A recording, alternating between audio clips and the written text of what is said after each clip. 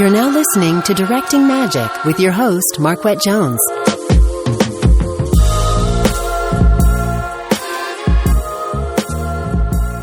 Hello, this is Marquette, and you are listening to the Directing Magic podcast. Today, my wonderful colleague and guest is Miss Camille Brown. She's the director of several films, one of which we're going to talk a lot about today, which is The Ninth Ward. And I need to ask you, first of all, hi, Camille. Hello, how are you? It is called The Ninth Ward, right? The Nth Ward. The Nth Ward. I just translated in my mind. No, it's okay, people. It looks like it. It happened in the Ninth Ward, so. Okay, yes. So the Nth Ward. So I guess we'll start there. Why that title instead of the Ninth Ward? Because it's, I wanted, you know how the nth power in like math? No. Well, it's like the unknown. It's like the unknown. So it's like that Ninth Ward, because it's a thriller. It's like there's unknown aspects that are, you know, involved in it. So I didn't want to like specifically say the Ninth Ward, even though it is the Ninth Ward, but there's unknowns that are happening. Gotcha. So you have a science background originally, right? Yes, I do. I went to UCLA. I was pre-med biochemistry. I know.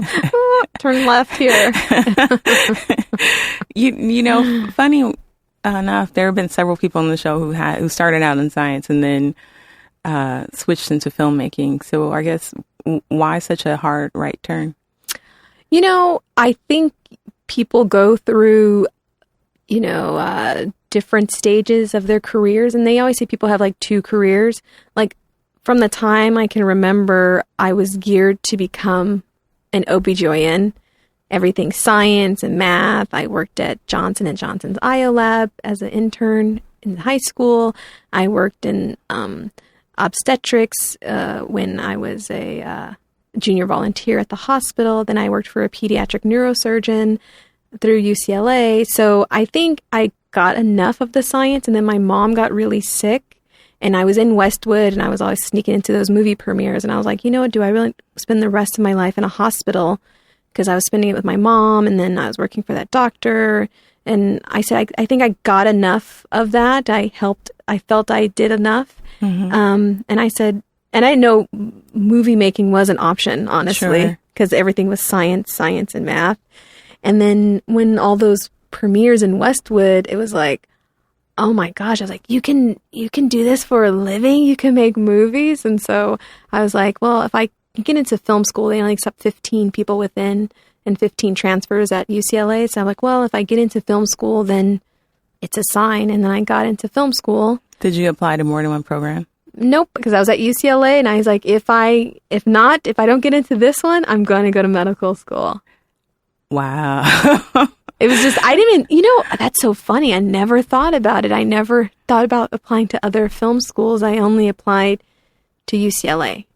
Mm-hmm. And do they have an interview process as a part of the application, or? Interview and then the application. I really, I don't remember exactly what happened, but I think there was an interview, and then you had to do this big old application. Mm-hmm. Yeah. When I went to film school, similar story, although I actually did, you know, graduate program, and I was like, I don't know if I want to do this for the rest of my life. So you are very fortunate that you didn't rack up those loans beforehand. Oh my gosh.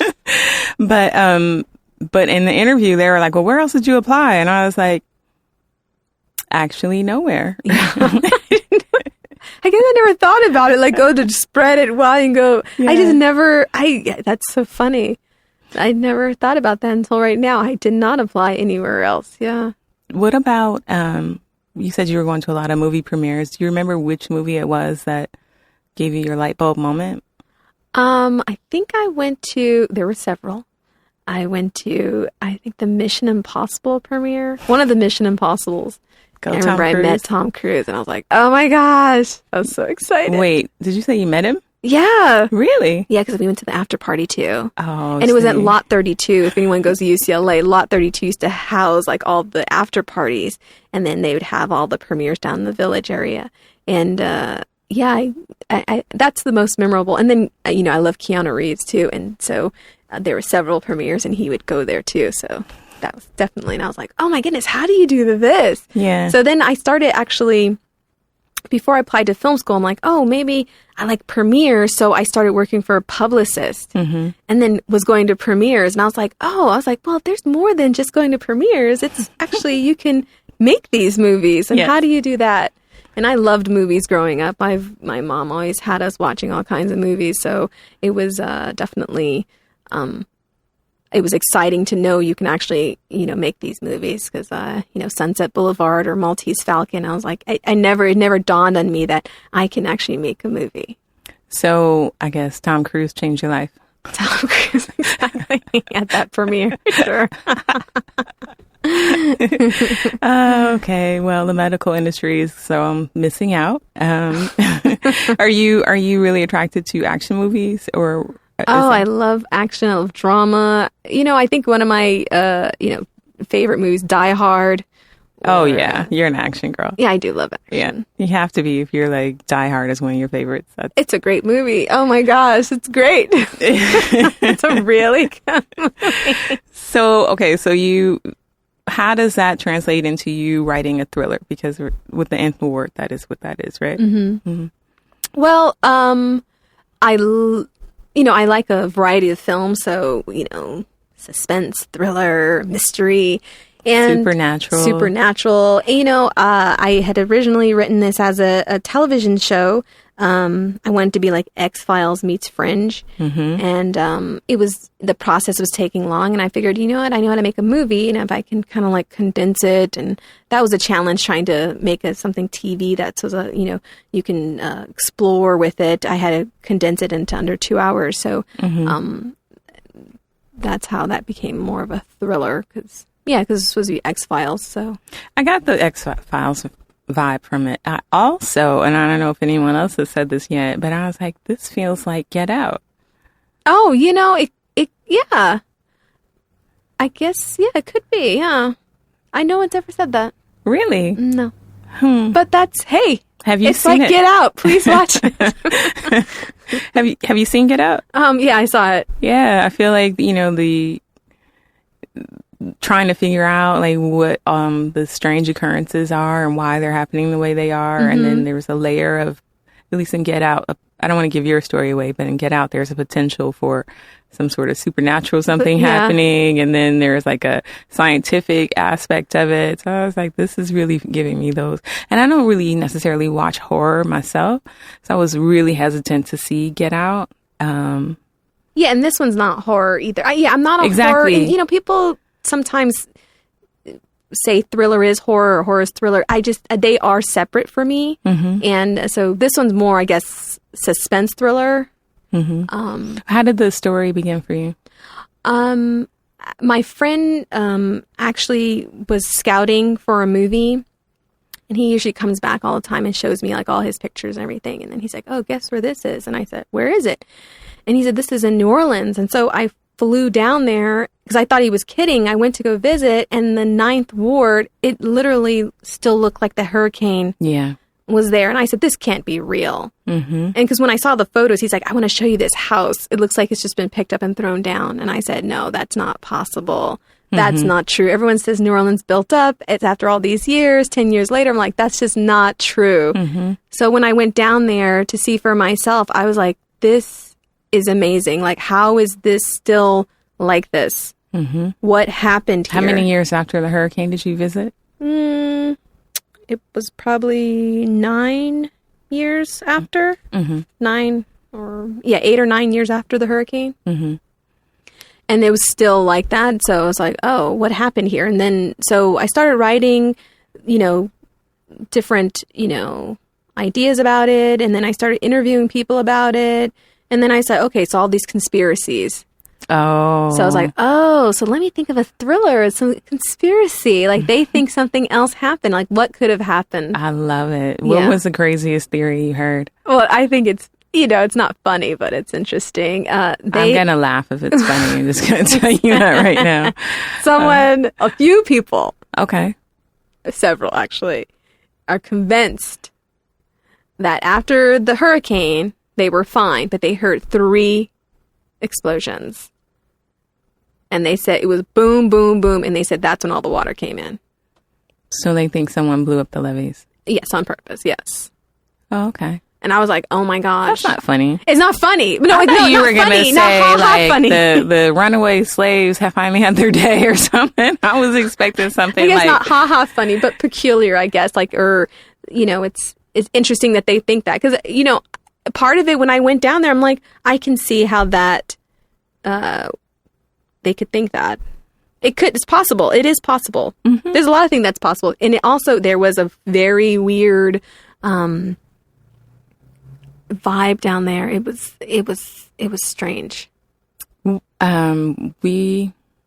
was a presence for sure. Like I felt it was weird for me. Oh, really? It was unsettling, and I wanted to leave. Honestly, it was scary.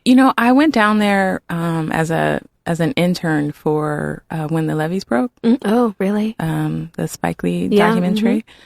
So, and this was not that long after, but like months after. Mm-hmm. And I had the same feeling, like, I can't believe it looks like it just happened yesterday. Oh, yeah. I thought that. And then I also thought this is really weird that the churches are still standing and everything else is flat. Yes. Did you notice that? Oh, yeah. And I noticed certain buildings, I'm like, how did that happen? Especially, you can see total, like, rubble and then perfectly. Yeah. And that's why, I put that, I was like, how is this house perfectly standing amongst all the... it was crazy. And then if you go there, you went there afterwards, the streets are still fractured. Mm-hmm. I really thought I was going to fall, fall over. And the streets are fractured. There was a boat. Those are real images. Like, it's not like I made that part up. Those are real. The boat in the middle of the road. I was like, how is there a boat in the middle of the road 9 years later? Jeez. And then I saw people pull up, dump some crap out, and then drive off. I'm like, what is going on? Did you see the rebuilding of other sections of the city, though? Of that ward? Yeah. Well, not just that ward. I just mean New Orleans in general. Well, New Orleans, the French Quarter, and all the where tourists go, that is rebuilt. But I don't think it was hit that badly. And I think when they say, oh, it's been rebuilt, they only refer to that. But that whole pocket where all those homes are destroyed and people are displaced, no. There's parts of it where they had some, like, people donate lots of money. Mm-hmm. And there's I only count about 10 to 15 houses that were rebuilt. Wow. And then the rest are... There was a celebrity who was building houses down there. Brad Pitt. Mm-hmm. Oh, really? And he built, would you say, 10 to 15 houses? That's how I count. Come on, Brad, do better. No, he did do better, but I don't know what happened to all that money. So that's what the problem is. It's like they had donated all kinds of money, and then where did all the money go? So that's another aspect of the film. It's like, where did it go? And so I just, Okay, so I have to back up because I just jumped all the way in. No one else has seen the movie because at this point of recording, it hasn't been released on... Yeah, it's going to be released on August 29th. Right. Yes. But this is coming out after. But that means that you guys can all go on Amazon Video right now and check out the Nth Ward. Yes. So please tell the people who... You can pre-order it. Or pre-order. Or please tell everybody, what is the, 2-minute version of what the movie is about? It's about an engineer with the U.S. Army Corps, and she's sent to New Orleans to assess the damage after the hurricane. And bizarre happenings and disappearances lead her down some wacky road. So that's that. Go check out the movie. Now, filmmaking wise, what was the journey like for getting this movie made? It was painful. I wish you could see her face. It just sunk down. Oh my God.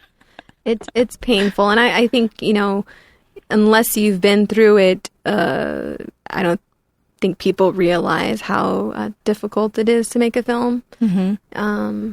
Several months into years of your life, and then unfortunately you're judged just based on like, oh, that's whatever, instead like, well, this person put a lot of time and effort into this. Mm-hmm. I think the most challenging part of it was trying to raise the money, mm-hmm. and then disappoint when all the money doesn't come through, mm-hmm. and then what do you do at that point? It's like, do you continue waiting or do you make the movie? And then so I decided to make the movie, and just struggling trying to get favors, and mm-hmm. I think that was the most challenging part of it. From the time that you decided you weren't going to wait anymore, how long did it take to make it? I think it took 3 months. Really? Mm-hmm. I wrote the script. I wrote the script I think I finished the draft in 2014, had to try to raise the money, and then I said, I set a date in my head. And I told people, I'm shooting this movie in October or November. Mm-hmm. And I said, that's when I'm shooting the movie. So if things fall into place, or if they don't fall in place, it's going to happen. And why? So I was going to say, why shoot down there? But you've already told us the location was just calling. Yeah. So I shot some of it in the ward, and then I shot the rest of it in Atlanta and in LA. Why Atlanta?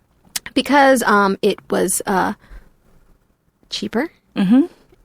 I could match the location. Mm-hmm. And how was it cheaper? It just, from simple things to even like rental cars. Right. Like New Orleans, when I went there, the rental car was like 3 times as much as it was when I went to Atlanta. Mm-hmm. So just simple things, housing, crew. I would think they would be more comparable. Not really. And then, there was a lot of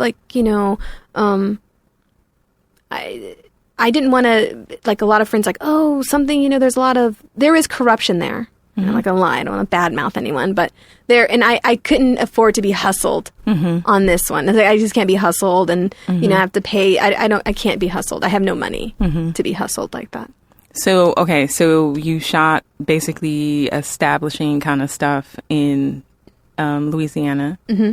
And then what you could shoot in Atlanta, you shot in Atlanta. Yes, mostly interiors. Mm-hmm. And then I was able to match the 9th Ward in Atlanta, the city called Vine City. It looks exactly. It was able to match. So we were able to match it. Not and what part did you shoot in LA? I think some office stuff, some of the roof stuff. Just very little. We had very little. And then in terms of finding someone or finding a partner or whatever to do the special effects, how was that process? Oh, that was a terrible process. I think she might be still traumatized. Oh my God. But it was a terrible process, but yes, it was also a positive thing because it taught me about my abilities and what I can endure. And I learned a lot about visual effects, especially because at the last minute, the person who had promised to do all my visual effects said they just weren't going to do it. So what, if you were going to give advice to someone who was about to do some visual effects work for their film, what would you say? Oh, it's great. Go to YouTube. You can learn how to do everything on YouTube. Thank you, YouTube. Are you saying that you did it yourself? Yes. Oh, wow. Yes. I had to learn After Effects.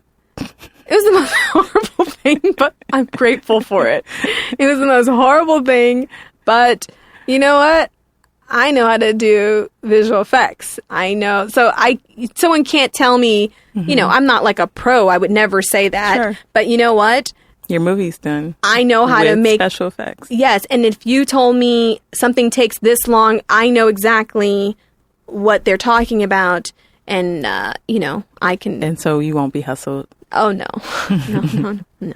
I'm not a pro at it, but I'm like, I know it goes into doing that. Yes. I know it goes into, So you finished the something. movie, and what has been the journey with the movie after you locked everything?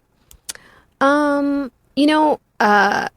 I was trying to think about let me just try to do it like the traditional way.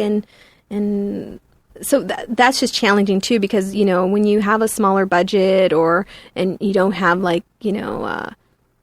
big names, it's challenging getting someone to want to, distribute it. So, finding the right distribution avenue, that's the next piece. Yeah. What, so who did you end up working with for the distribution? I'm just going to go through Amazon. Okay. Yeah. And how's that process been so far? Great. Yeah? Yeah. Awesome. Yeah. So what made you choose them over, say, Vimeo or Seed and Spark for the digital release? I'm not a, I guess, digital person, or I like physical, but what I do have, I have Amazon. Mm-hmm. And I think if I'm just thinking about who I know and who I think Amazon is what, if an average person like me, Amazon is more notable than saying, hey, go to Vimeo or go to Seed and Spark, because then you're like, what's that? And there's more explanation you have to do. Amazon, it's so easy. Like, hey, my film's on Amazon. Can you just go? And they're like, oh, and then they have that one click. They can just purchase. It's like, it's very accessible. Mm-hmm. Then other platforms, can you have to sign up? Like, chances are someone has an Amazon account. Yeah. I put my last short on Amazon. Now, granted, it had already been on other, platforms before. Crickets. Yeah. I had one friend who was like, I'll pay the $3.99 on this platform, and like nobody else did. And I was like, and I got over my feelings. Yeah. And I'm like, let me put this on Amazon. And as soon as I did, like, I'm going to watch it right now. I added it to my queue. It's like easier, all that. Yeah. What was the other platform, if you don't mind me? VHX. Oh, okay. So then that's something you have to explain to someone, say, hey, go to this site, which not many people know, not average people. If you say Amazon, it's people know Amazon. Right. Yeah. They're taking over the world. Yeah. The second richest man in the world, right? Yeah. He just bought he bought Whole Foods, yeah. Like, I don't, okay. Well, hey, you know what? He's smart. He's very smart. So you're on Amazon. Are you doing any marketing around the release? I am. I'm trying to get, besides this podcast. Oh, go ahead. I'm trying to get some, press. The actress Juliette Bennett was mentioned in the Hudson Valley Post. Mm-hmm. That's where she lives, in Stone Ridge in New York. And we're just trying to, go around and get lots of press. So that would be helpful. Yeah. So thank you for having me on your show. You're totally welcome. So not always, but I will just say that the reason why I invited her on this show, she has no idea this is why, but I had not met her before. We had a group picture, and I decided to blow my hair out. This is total black girl talk. Just and so I was like, I'm gonna blow my hair out for the picture. And then I went to the recording studio, or the photo studio, and it was so freaking hot.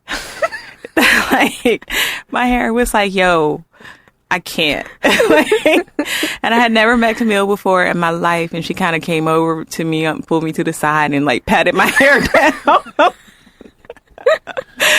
And so I was like, you know what? I like her. I appreciate her so much. And here we are. Sorry. Okay. So anyway, thank you for that.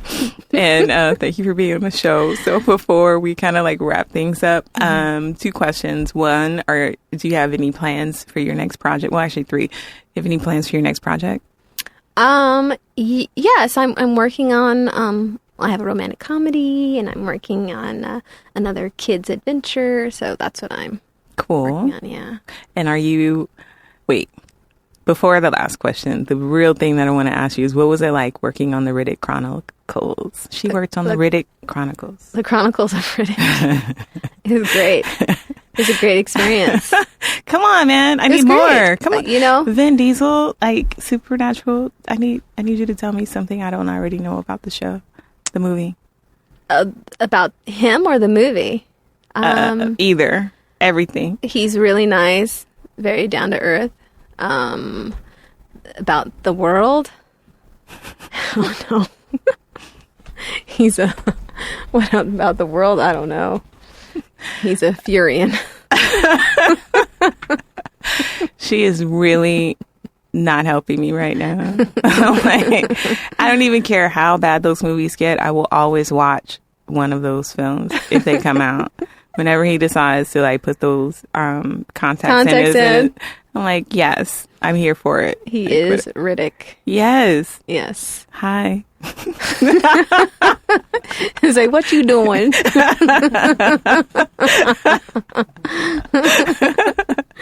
Okay, and so lastly, what are you excited about right now that does not have anything to do with film?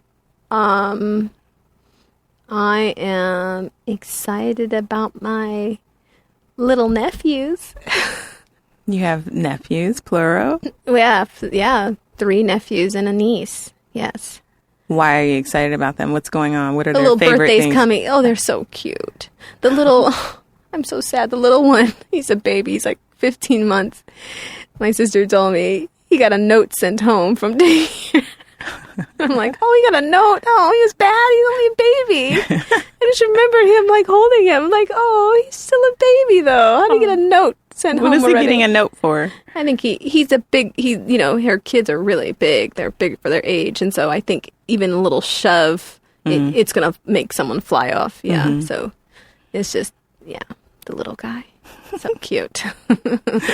So wrapping up, I don't have any nephews or nieces yet, so I can't relate.